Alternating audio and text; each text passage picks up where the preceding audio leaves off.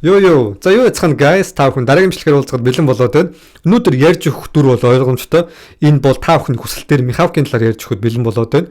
За тэгтээ бичлэг эхлэхээс өмнө та бүхэн дур байгаа хэсэгт лайк дараад subscribe хийгээд бас комент үлдээгээд өгөөрэй. Би одоо 100,000 хүрэх гэж бас нэлээд хичээж байгаа. Тийм болохоор та бүхэн намайг дэмжиж 100,000 хүрэхэд туслаад өгөөрэй. За олон ярилцлага хөдөлөө. Өнөөдрийн Михалкийн сэдв рүү орцгоё. За тэгэхээр One Piece дээр баг дийлэх далайн дээрэмчд хаан төрсөн нь тодорхой болсон байхгүй далайн дээрэмч усан зэрэг үүсч гэдэг юм те. За жишээ нь авч үзэх юм бол Luffy East Blue төрсөн, Shanks-ийн хувьд гэх юм бол West Blue төрсөн, Buggy-ийн хувьд гэх юм бол Grand Line төрсөн байхгүй. Ерөнхийдөө Shanks Buggy-ийн яг угсаа гарал нь одоо хүртэл тодорхой болоогүй. Тэгээ жоох айгу нуус дөрүүд шүү дээ те. Тэгсэн мөртлөө Buggy Grand Line төрсөн, Shanks болохоор West Blue төрсөн гэдэг нь алидийн тодорхой болсон. Гэхдээ хүмүүс угаасаа энд хаан төрсөн гэдэг нь тийм үү West Blue төрсөн юм уу те. Buggy Grand Line төрсөн юм уу те. Ингээд дуусчих жоохгүй. Тэгсэн чинь Михалкийн дүр одоо болтол хаан төрсөн нь юусоо тодорхойгүй. Тэгэхээр энэ юусоо Марижо төрсөн баг ойлгомжтой болоо явж байгаа юм шүү те.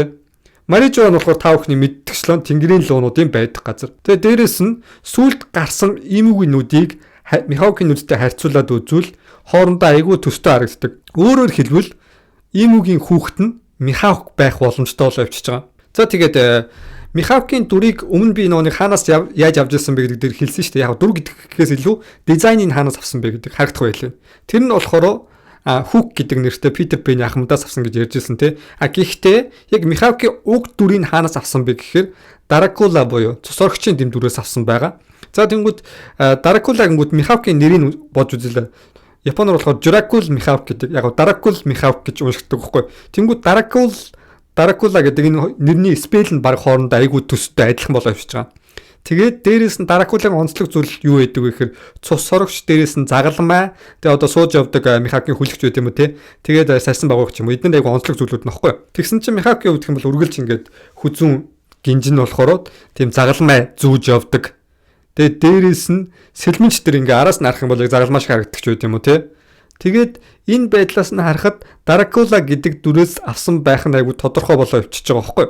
Тэгээд дээрэс нь Дракула хаанаас гаралтай юм гэхээр Романия гэдэг нэртэй улсаас гаралтай. Романия гэдэг нэртэй улс нь болохоор Дракулагаар алдартай гадна Дракула гэдэг нэртэй вайн хүртэл байдаг гэж байгаа.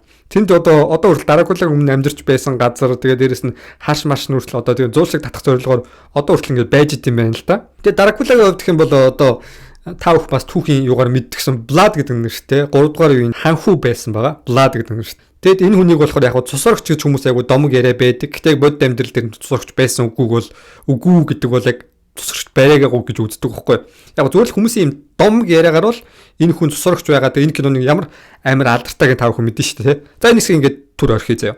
Дракулагтай ягаад адилхан гэж үзэж байгаа юм гэхээр Blood-ийн өмнө амьдардаг байсан харш нь тэгээд яг сүүлд Михалкийн амьдардаг байсан харш нь яг адилхан төстэй бол таарж байгаа. Тэгээд дээрэс нь яг Thriller Bark гэдэг арк дээр яг үнэндээ цусорогч гачирсан байхгүй юу? Дракула гачирсан. Тэр цусорогч болохоор байнгын wine уудаг. Михалк ч гэсэнтэй яг адилхан wine уудаг байхгүй юу? Тэгээд wine гэдэг бол ер нь бол яг католик шашны югаар авч үзэх юм бол энэ бол цус гэж үздэг. Цус. Тийм учраас wine уудаг байнгын. Тэгэхээр Михалкийг ерөнхийдөө яг Дракулагийн дүрээс сэдвлэж авсан гэдэг нь баг ингээд ойлгомжтой болж эхэлж байгаа. Романия ягаад ярьсан бэ гэхээр Романия гэдэг улс нь болохоор Дракулагийн гаралтай дээрээс нь One Piece дээр саяхан гарсан байхгүй юу? Романия гэдэг улс Лулуша гэдэг улсаар гарсан. Тэр Лулуша гэдэг улсын хаан хүртэл Дракула цусорогчтой адилхан харагддаг тий. Тэгээд ийм бүр зорин байж Лулушаг тэр Mother Flame ашиглаж агаад устгаж хайсан шүү дээ тий. Тэгэхээр ийм өөрөө ийм гаралтай байсан юм уу гэж үзэж байгаа байхгүй юу? Тэгээ одоо Михалкийн талаар ярьсан бол им хүн хүүхэд дээрээс нь тэнгэрийн луу байсан гэж ярьсан бол Михалк яаж дэлхийн шилдэг сэлэмчин болсон юм бэ те? Энэ нугасаа айгу ойлгомжтой болоо явчихж байгаа. Ягаад тэгэхээр Михалк Марижоод яг тэнгэрийн луунуудтай хамт өсөөд байж явах хугацаанд Михалкийн тэр нэг сэлэмний техник бүх зүйлийг зааж өгсөн хүн хинбэ гэхээр Pyrland Garling буюу Shanks-ийн аав. Ерөнхийдөө Shanks-ийн аав нь Михалкийг өсгсөн гэсэн үг. Тэгээд дээрээс нь Shanks-ийн аав Pyrland Garling-ийн залууг үе гардаг шүү дээ. Godwall-ийн хэргийн яг юун дээр. Тэр хэсэг дээр болохоор Miteru Kodomo Tachi гэж хэлдэг. Харж байгаа хүүхдүүдээ гэж хэлдэг. Тэр харж байгаа хүүхдүүдээ гэдэг хүүхдүүдийн дунд Михалк байсан байх магадлал айгүй өндөр болчихж байгаа. Фирланд Гарлингийн хувьд гэх юм бол Годвалигийн хэрэгээс болоод Шанксыг үлдээгээд тэгээ нэг хүүгээ аваад буцсан тий. Одоо тэр нэг хүн Шамрокыг гачирсан. Тэгэнгүүт Михалкийг өөрийнхөө нөгөө нэг төрсөн хүүгээ алдсныхаа оронд нь яг төрсөн хүү биш ч гэсэндээ аавч хэн өсгөж сургасан гэсэн үг. Тэгээд Михалкийн хувьд жоохондоо Марежовоос гараад зугтсан. Тэгээ Михалкийн үргэлж ингээ ярьдаг зүйлийг бодоод үзэл та. Үргэлж инх тайвныг эрхэмлдэг. Тэгээ өөрөө төрүүлж очиж нэг даймаа өдөөгөө ч юм уу өөсвөл альсвал Йонко болохыг хүссэн тийм дүр биш. Тэгээ өөрөө ч хэлдэг шүү дээ. Багийг Йонко болсон дараа баг Йонко болсон эсэргээрээ сайн зүйл боллоо. Энэ нь би өөрөө Йонко болохгүйгээр өнгөрлөө гэж хэлдэг тийм учраас тийм эрх мэдэл далайн дэрмчтэй хаан болох ч юм уу янз бүрийн зүйлийг хүсдэггүй. Ер нь тайван амгалан байдлыг хүсдэг. Яг л менежерд аягүй хэцүү байсан учраас тэр зүйлээс зугтаж гачрээд тайван далайн дэрмчин болоод өөрийнхөө эрх дураараа эрхчлөөтэй амьдрахыг илүүд үзсэн гэсэн үг. Тэгээ дээрэс нь Фирланд Гарлингаар ерөнгөдөө өсгсөн бол Фирланд Гарлингийн жинхэнэ хүүхэд болох Шанкс тэгээд өсгсөн хүүхэд нь болох Михалк энэ хоёр хоорондоо rival буюу ерөнхийдөө өрсөлдөгчийн тийм байр суурьтай өмнө хүртэл амар тулаан болж исэн гэж ярьдэн шүү дээ тий. Тэгэхээр энэ хоёр ингээд нэг нь төрсөн хүүхэд нь нөгөөх нь болохоор өсгсөн хүүхэд нь гэдэг айгу ойлгомжтой болоод эхэлж байгаа. Тэгээд дээрэс нь анх Зородо тулдаг хэсгийг санаж байна уу та бүхэн? Зородо тулдаг хэсэг дээр болохоор ерөнхийдөө жижигхэн хутга гаргаж ирээд нэг туулаа агнах талаар ярьдаг байхгүй. Тэгэнгүүт яг Фирланд Гарлингийн манга дээр гардаг хэсэг нь болохоор туулаа агнах гэдэг тоглоом. Энэ нь болохоор сул дорой хүмүүсийг тэр нэг хүмүүсийг ерөнхийдөө хөөж ингэж алж байгаа ингэж алдаг юм тоглоом байхгүй. Тэгэд энэ дээр болохоор Михалкийн хувьд гэх юм бол анх зүгээр яг One Piece дээр гарч ирэх үедээ зүгээр л яг цаг нөхцөлсөн байдлаар тоглоом хийх байдлаар сул далайн дээрэмчдийг хөөдөг шүү дээ тий. Тэгж хачирдаг. Тэгэхээр энэ ерөнхийдөө Фирланд Гарлингтай айгу төстэй болоо явж байгаа. Тэгээ угаасаа багш нь юм чинь багштайгаа төстэй байх нь ойлгомжтой шүү дээ тий.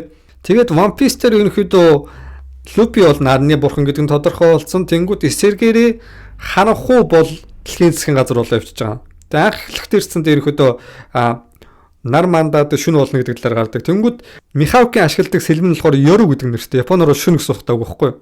Тэгэхээр шүн нар болоод ханахгүй гэсэн үг. Гэтэ Михалкууд эсрэг тал гэж байгаа юм шүү. Ерөнхийдөө Михалкийн ээж нь им учраас энэ талаар ингэж орж ирж байгаа шүү заяа. Тэгэд одоо эндээс Михалкийн үйл явдал ингээд ерөнхийдөө дууслаа. Тэгэхээр одоо нэг үйл явдлаараа оръё. За багийг гэх юм бол маш нууцлуур бүгд мэднэ шүү дээ. Тэгэнгүүт багийн хувьд гэх юм бол God Valley-д олоод Шанкстай цуг олоо. Тэгээ Голди Рожер ерөнхийдөө өсгсөн гэдэг нь айгүй ойлгомжтой болоо явж байгаа. Тэгэхээр энэ нь болохоор бас биний өмнө хэлжсэн Рокс гэдэг далайн дэрэмчний хүүхэд байх магадлалтай. Тэгээ дээрэс нь одоо ч Крокодайлыг ярьж өгөл дээ. Крокодайлыг ерөнхийдөө One Piece-ийн яг нэг Netflix дээр гарсан шүү дээ тий. Live action. Тэгээ live action дээр нь болохоор Крокодайлын эсэг гарахад эмэгтэй хүн гачирдаг тий. Тэгэхээр одоо ерөнхийдөө Крокодайл эмэгтэй хүн гэдгийг айгу ойлгомжтой тодорхой болгоод өгчөж байгаа байхгүй юу. Тэгээд зүгээр нэг эмэгтэй биш заяа. Зүгээр нэг эмэгтэй биш. Нэг улсын гүнж байсан. Крокодайл өмнө ч гэсэн одоо ч гэсэн үргэлж ингээд нэг цэргийн хүчийг зудаатахыг хүсдэг. Ямар ч бэлтгэлгүйгээр юуныхаа дайнд орох гээд байгаа юу их гээд байгаа гэж ярьдаг тий. Үргэлж өөрийн гэсэн одоо цэргийн хүчийг зудаатгаж өөрийнхөө одоо өөртөөгөө илүү мундаг лаг хүмүүсийг нийтгэхийг хүсдэг. Энэ яагаад юм бол? Яагаад гэхээр Крокодайл өмнө нэг хаант улсын гүнж байгаад тэр хаант улсын болохоор дэлхийн засгийн газар тэнгэрийн луу устгаа хийцэн байхгүй юу. Тэгээд өөр юу ч хамгаалж чадахгүйгээр тэр нэг өөрийнхөө улсыг устгуулсан. Тэгээд тэр дулаанаас болоод гараа алдаад дээрээс нүүрэндээ хүртэл ийм сорив аваад тэгээд маш хэцүү өнгөрснийг туулсан. Тэгээд Vivid өмнөх Alabasta Arc-тер ханддаг байдал нь гэсэндээ чи илүү ухаантай байсан бол илүү олон хүнийг аварч чадах байсан. Чи тгээгүй.